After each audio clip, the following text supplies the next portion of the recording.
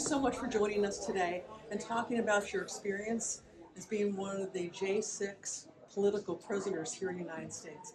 Can you just briefly describe your feeling now that it's over and looking back and just giving us a few highlights? Yeah, thank you so much, Jolie. It's somewhat surreal, but it's also not surreal because we're still living it. I always tell people when you open up an onion and you start peeling it, it starts smelling, your eyes start watering, it really hurts. You can't kind of seal again an onion once you start opening it up.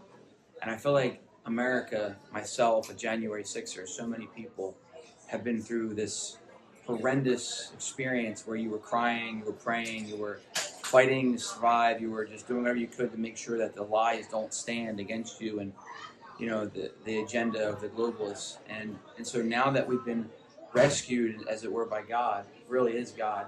The bullet didn't kill Trump. The election was won by Trump as it should have been, and he did pardon us. I feel like now it's just starting over and trying to unpeel the onion or to relive your lives or get back to some kind of normalcy. Because honestly, as you'll hear, you may have heard, I'm a 20-year Army veteran, 11-year former federal employee, and I just went to a protest.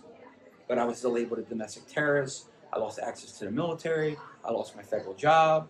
I was slandered on TV. I was given an ankle monitor for 19 months. It was horrible.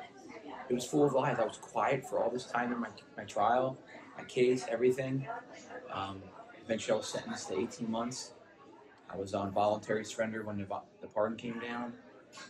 But the stories of, the pain, the heartache of being raided by the FBI. I wasn't there. I was already arrested at my agency.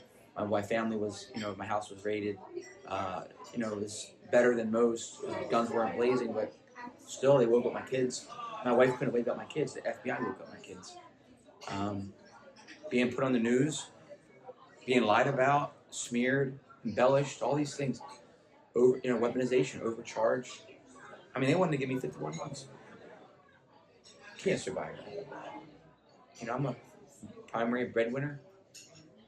What they've done to Americans will never be forgotten.